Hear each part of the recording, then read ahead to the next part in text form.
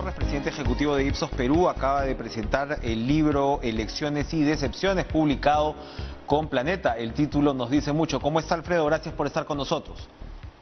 Buenas noches, encantado de acompañarlos. Bueno, el libro hace un recorrido en realidad desde el retorno a la democracia. Estamos hablando ya más prácticamente 40 años.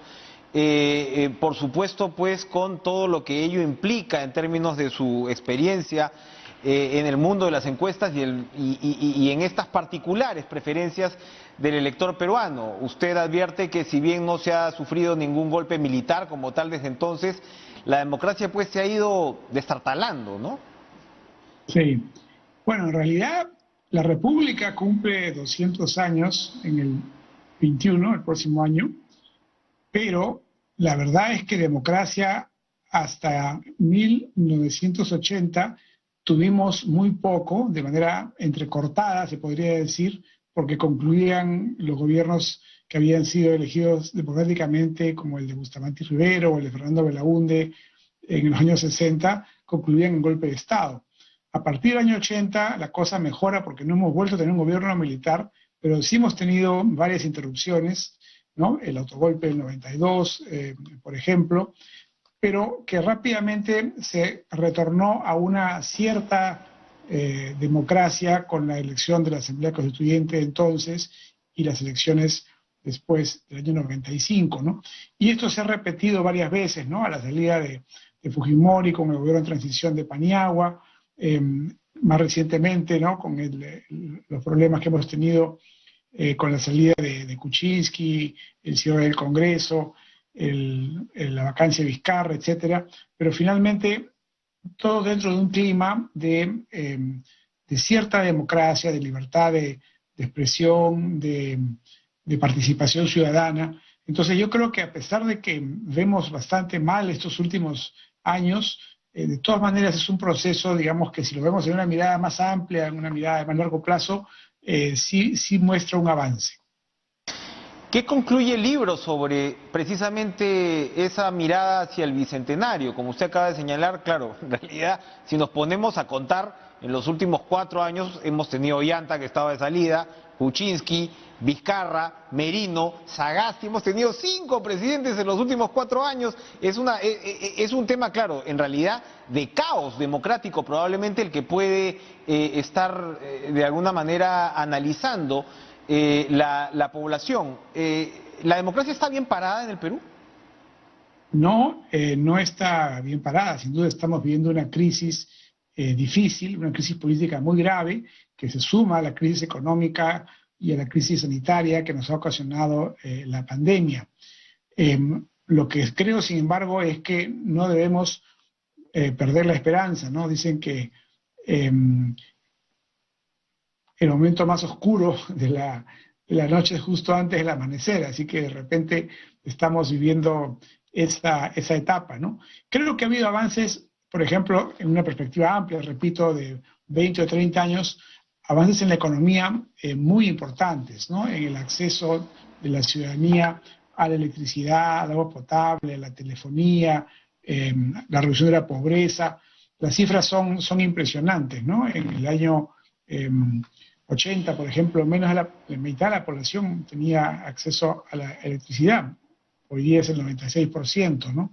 La telefonía celular, ni qué decir, en el año 2000 era apenas el 7%, ahora es el 94%. O sea, hay mejoras, la pobreza, como sabemos, se ha reducido de 60 a 20. Este año es un año muy difícil, por supuesto que es muy difícil, pero digamos, la recuperación ya está empezando y probablemente el 2022 debería ser un año de buen crecimiento si elegimos bien el 2021, ¿no? Creo que también está pasando. Ha habido reformas en el sistema político insuficientes, pero en la dirección correcta, ¿no? Estamos obligando ahora a los partidos a que hayan elecciones primarias. El 2021 va a ser la última oportunidad en la cual participen 24 partidos, porque los que no pasen la valla van a quedar fuera. Entonces nos vamos a quedar con 6, 7, máximo 8 partidos para las siguientes elecciones. El elector, por tanto, va a tener más oportunidad de escoger mejor a partir de entonces. El gran problema, por supuesto, es cómo salimos de estas elecciones de abril con tantas opciones con tan poca claridad de las diferencias, con muchos candidatos, digamos, digamos, cuestionados, en fin, es sin duda una etapa difícil, ¿no? Lo que trato de explicar en el libro, además de explicar cómo son elegidos los candidatos, cómo votan, con qué criterios deciden los electores, es que el camino a partir de la elección del 21 está relativamente trazado. Es decir, en materia económica lo que tenemos que hacer es volver a hacer las cosas que nos han permitido crecer de manera sistemática, ¿no? En la minería, la agroexportación, el turismo, la infraestructura, etcétera, con una economía de mercado. Y luego lo que tenemos que hacer es reformar el Estado. El Estado peruano está muy mal. En los últimos 20 años, gracias al crecimiento económico, el presupuesto público se ha multiplicado por 5. El presupuesto de salud y educación se ha multiplicado por 6 y por 7. Sin embargo, no vemos esas mejoras en la misma proporción, porque hay mucha corrupción, porque hay mucha ineficiencia, porque no se ha hecho un esfuerzo suficiente por reformar el Estado, ni por reformar el sistema político. Entonces, estas son las cosas que tenemos que trabajar en los próximos años para salir de este entrampamiento, de esta crisis, ¿no? Con los procesos con los cuales usted inicia el libro y de ahí en adelante, se ven que hay, mal que bien, por más que los políticos no quieran ser encasillados, evidentes categorías de centro, izquierda y de derecha. Podemos pues hablar desde la constituyente del 79, con el APRA en el centro, el archipiélago de izquierda y el PPC, y más a la derecha un par de grupúsculos, pero tenías más o menos las estacas bien clavadas. Eso de repente se ha ido de alguna manera reproduciendo de ahí en adelante con evidentes diferencias, ¿no? en la época del fujimorismo, pero hoy mismo, ¿podemos seguir hablando finalmente de candidatos de centro, izquierda y derecha? Yo creo que no. En primer lugar, porque cuando hacemos la pregunta a los ciudadanos, a los electores, 2 de cada 3 no saben de qué estamos hablando. Es decir, el conocimiento de los conceptos de izquierda, centro y derecha es un conocimiento que manejamos, digamos, la gente más politizada, más informada, pero aún entre nosotros nos refiere a criterios, digamos, que son pues lineales, ¿no? Solamente hay una categorización de izquierda, centro y derecha. En el libro yo propongo una clasificación en 3 ejes o 3 dimensiones: la política, la económica y la social. En el campo político, digamos, hay las personas que son más democráticas, las personas que son más autoritarias. En el campo económico, ciertamente los que son más partidarios de la economía de mercado, los que creen más en un control fuerte del Estado. Y en el campo social los hay conservadores y liberales.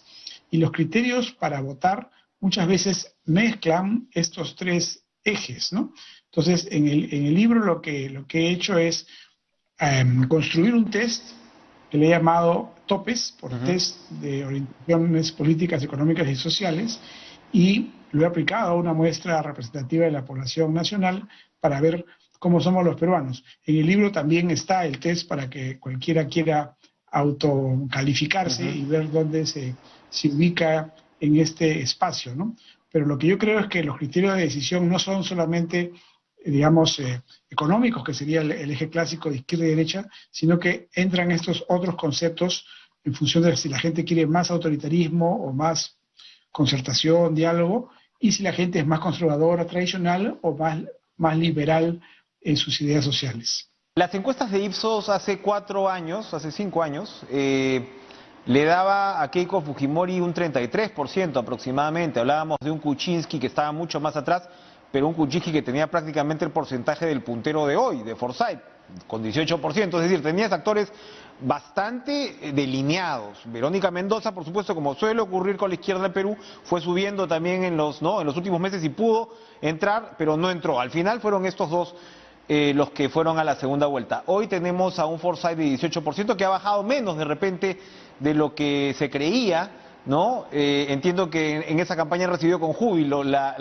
encuesta del domingo, porque de repente ellos mismos pensaban que Forsyth iba a bajar más, no ha sido el caso, pero de ahí tienes también todos estos candidatos que todavía no se definen.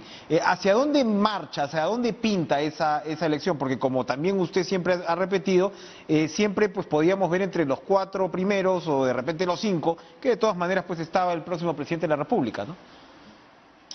Bueno, lo que se deduce de la investigación que hemos hecho para el libro es que en el Perú hay un predominio de gente que es democrática. Es verdad que hay un sector autoritario, pero es difícil que la mayoría vote por un candidato autoritario. La mayoría va a preferir votar por un candidato que sea demócrata, que respete, digamos, la opinión de la mayoría, que busque el diálogo, que busque el consenso, que respete la libertad de prensa, etc.